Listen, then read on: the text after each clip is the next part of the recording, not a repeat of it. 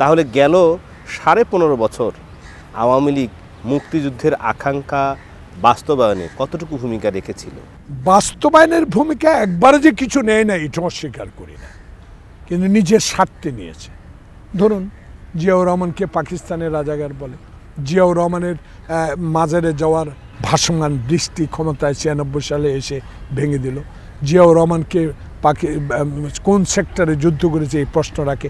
জিয়াউর রহমানকে রাজাকার আখ্যায়িত করেছে, জিয়াউর রহমানের কবরটা উঠিয়ে নেওয়ার কথা বলেছে। তাহলে জিয়াউর রহমান দেশ স্বাধীন করলো, স্বাধীনতার ঘোষণা দিল। জিয়াউর রহমান তো তখন চিন্তা করে নেই বাংলাদেশে শেখ মুজিব হবে। জিয়াউর রহমানের মন ছিল এত বড়, দিল ছিল এত বড়, আমি দেশ স্বাধীন করেছি, খালি পায়ে যুদ্ধ করেছি গ্রামের রাখাল ছেলেদেরকে নিয়ে। সেখানে সেই জিয়াউর রহমান কোনোদিনও প্রতিদ্বন্দ্বিতা করে নাই যে আমি শেখ মুজিব হব। শেখ মুজিব ক্ষমতা লোভী ছিলেন, কারণ তার প্রমাণ 71 সালে যদি ভুট্টোর সাথে আলোচনার নামে এই সময়ক্ষেপণ না করতো তাহলে বাংলার পূর্ব পাকিস্তানে এখানে এত লোক আত্মহতি দিতে হতো না। তাহলে ক্ষমতা লোভী। সেই কারণেই 1971-এর স্বাধীনতার পর 1975 পর্যন্ত এত বাহিনী তৈরি করে সে নিজের ক্ষমতাকে পাকাপোক্ত করেছে। তার প্রমাণ পরিবারের লোককেই সেনাবাহিনীতে ট্রেনিং নিয়ে সে লেফটেন্যান্ট কর্নেল বানাবার চেষ্টা করছে। সেই কারণে আমি মনে করি আওয়ামী লীগ 16 বছরে যা করেছে মুক্তিযুদ্ধের সপক্ষের দাবিদার হিসেবে, কিন্তু তারা মুক্তিযুদ্ধের পক্ষে দাবিদার ছিল না। এই কারণে তারা মুক্তিযুদ্ধের যে আকাঙ্ক্ষা ছিল সেটা পূরণে ব্যর্থ হয়েছে।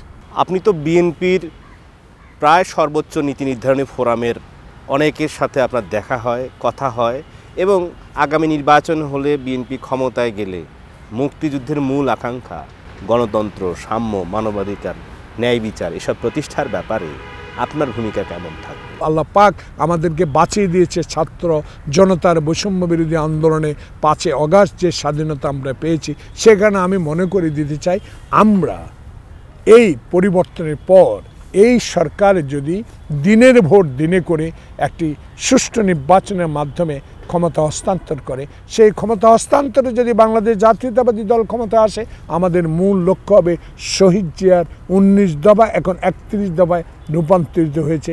যেই কথাটা আমার নেতা তারেক রহমান বলেছে, 2 বারের বেশি নয়, এই 2 কক্ষ বিশিষ্ট এই 31-32 দফাকে আমরা রূপান্তরিত করে আমার মূল কাজ হবে, যদি আল্লাহ পাক আমাকে সুযোগ দান করে, আমি যদি সেই পার্লামেন্টে আবার যেতে পারি, এটাই আমার মূল লক্ষ্য। যে শহীদ জিয়ার আদর্শ, খালেদা জিয়ার নীতি, তারেক রহমান যদি বাংলাদেশে ক্ষমতায় যেতে পারে না এক মাথা এক ভোটে, সেদিন এগুলা যাতে প্রতিষ্ঠা লাভ করতে পারে সেই জন্য লড়াই করে যাব।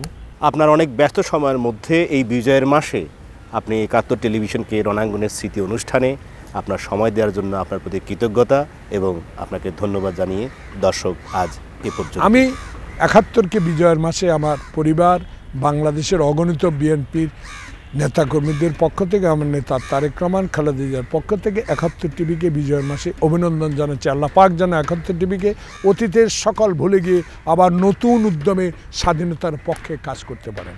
ধন্যবাদ।